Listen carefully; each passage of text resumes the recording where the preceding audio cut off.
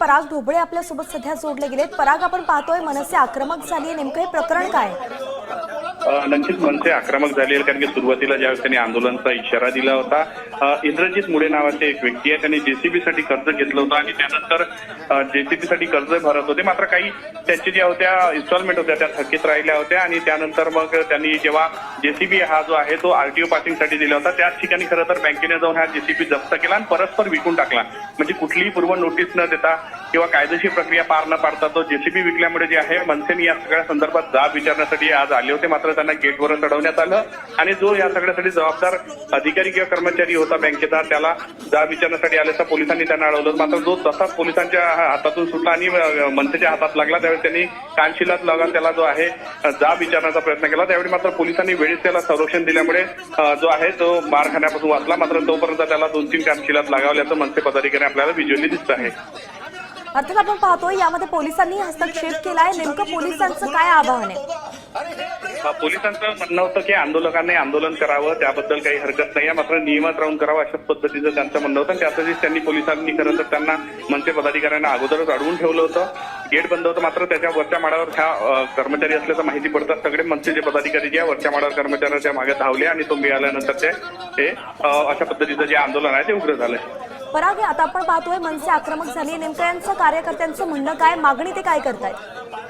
मनसे पदाधिकाऱ्यांचं म्हणणं होतं की तो गरीब व्यक्ती होता, त्याने कर्ज घेऊन खरं तर हे सगळं जे आहे ते घेतलं होतं, त्यामुळे अशा वेळेस जेव्हा कुठली कारवाई करायची होती बँकेला तेव्हा रितसर करायला पाहिजे होती किंवा नोटीस द्यायला पाहिजे होती, कायदेशीर प्रक्रिया पार पाडायला पाहिजे होती, मात्र तशी प्रक्रिया पार न पाडल्यामुळे सगळा मनसे जो आहे आरोप करत हे आंदोलन केलेलं आहे। आता सध्या आपण स्क्रीनवर बघतोय की ज्या एका व्यक्तीला मारलं जात आहे, नेमका हा व्यक्ती कोण असल्याचं कळतंय? तो बँकेच्या संबंधित काही त्या कर्जाच्या संदर्भात त्याच्याकडे ते कामकाज असावं अशा पद्धतीची माहिती सध्या मिळते आहे आणि पोलीस त्याला संरक्षण देत आहे, त्यामुळे एक प्रकारे जाब विचारण्याचं काम जे मनसेचे पदाधिकारी करत आहे। परंतु थेट आता मनसैनिक हे बँकेत शिरलेले आहे आणि गोंधळाचं वातावरण निर्माण झालंय, यावरती आता तिथे बाकीचे कर्मचारी आहेत त्यांचं नेमकं काय भूमिका आहे? मात्र जो कर्मचाऱ्याला खरं तर कानशिलात लागावली त्याला संरक्षण देण्याचं काम पोलीस करत आहे आणि मनसे पदाधिकाऱ्यांना कुठेतरी शांत करण्याचा प्रयत्न करत आहे। पाहू शकतो कशा पद्धतीने जोरदार घोषणाबाजी जी आहे मनसे पदाधिकारी करते आहेत, मनसे स्टाईलनं धडा शिकवण्याचं काम जे आहे ते त्यांचे पदाधिकारी करताना दिसून येत आहे। पोलीस मात्र त्या संबंधित कर्मचारी ज्याला कानशिलात लागवली त्याचं संरक्षण करण्याचा प्रयत्न करत आहे आणि मनसेच्या पदाधिकाऱ्यांना समजावून सांगण्याचा प्रयत्न करतात। अर्थातच पराग, आपण असं आमच्यासोबत जोडून राहा, तुर्तास आपल्या प्रेक्षकांना आपण ही पुन्हा दृश्य मी समजावते। नागपूरमधले संपूर्ण दृश्य आहे, येस बँकेमध्ये सध्या मनसे आक्रमक झाल्याचं पाहायला मिळते, थेट मनसे स्टाईल आंदोलन या ठिकाणी करण्यात येते आणि याचं कारण आहे ते म्हणजेच जेसीबी घेण्यासाठी त्या शेतकऱ्यांना कर्ज घेतलं होतं, मात्र काही हप्ते थकल्या गेले होते आणि त्यानंतर जेव्हा येस बँकेच्या कर्मचाऱ्यांनी तो जेसीबी ताब्यात घेतला आणि परस्पर कुठलीही नोटीस न देता विकला, त्यानंतर आता मनसे आक्रमक झाली आहे, थेट बँकेत ती पोहोचलेली आहे। मनसे कार्यकर्ते बँकेत पोहोचून घोषणाबाजी करतायत आणि एका कर्मचाऱ्याला त्यांनी मारहाण केल्याचंही दिसतंय। पोलीस या ठिकाणी सध्या हजर झालेत, पोलीस मनसैनिकांना शांत करण्याचा प्रयत्न करतायत, शिवाय तिथले कर्मचाऱ्यांच्या सुरक्षिततेबद्दल सुद्धा पोलीस दक्ष असल्याचं आता पाहायला मिळतंय। एकंदरीतच संपूर्ण बँकेमध्ये सध्या भीतीचं वातावरण दिसतंय।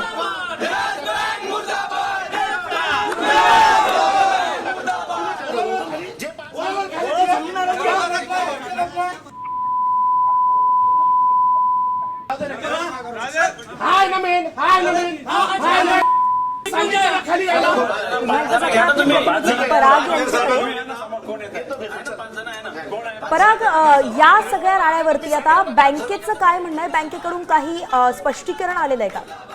अद्याप तरी कुठलंही स्पष्टीकरण आले नाही, मात्र कर्मचारी जे काही होते त्याला अजूनही मनसे पदाधिकाऱ्यांनी घरी ठेवले आहे, पोलीस त्याच्या संरक्षणार्थ आहे आणि ही सगळी काय फाईल होती ते तपासण्याचं काम जे आहे ते आता दाखवण्याचं काम जे मनसेच्या पदाधिकाऱ्यांकडून केलं जात आहे आणि कसं परस्पर विकण्यात आलं, कुठल्या तरी नियमा धाब्यावर बसून विकण्यात आलं अशा पद्धतीचे आहे, कारण की कुठेतरी अशा पद्धतीने जर कर्ज थकवलं तरी थेट कुठली वस्तू विकण्यापूर्वी त्याने नोटीस देणे गरजेचं होतं, त्यामुळे आता त्या व्यक्तीचं जो आहे मुळे इंद्रजित मुळे त्यांनी सुद्धा म्हटलं आहे की मी कर्ज भरायला तयार आहे, मात्र बँकेने हे परस्पर कारवाई केली, त्यामुळे त्यांनी सुद्धा या सगळ्या संदर्भात नाराजी व्यक्त केली आणि मनसेला खरं तर त्याच विषयाला धरून आंदोलन केलेलं आहे, त्यामुळे आता कायदेशीर प्रक्रिया पोलीस सुद्धा तपासेल का खरंच तसं झालेलं आहे का आणि त्यानंतर जी काही पुढची माहिती आहे ती पुढच्या काळात येणार आहे, कारण की आता बँक चुकली की मनसेच्या पदाधिकाऱ्यांनी नेमकं काय भूमिका घेतली हे सगळं आता कायदेशीररित्या पोलिसांना तपासावं लागणार, कारण की आता गाजारोड झाल्यानंतर हे तपासणे गरजेचं होणार आहे। धन्यवाद पराग, अगदी सविस्तर अपडेट आपण दिली आहे। या प्रकरणाची पुढची अपडेट आपल्याकडून घेत राहू। करू जे पास गेले ते काय दात नाही घेऊ शकत का तुम्ही? आता isakal.com आहे देशातील नंबर 1 ची मराठी न्यूज वेबसाईट.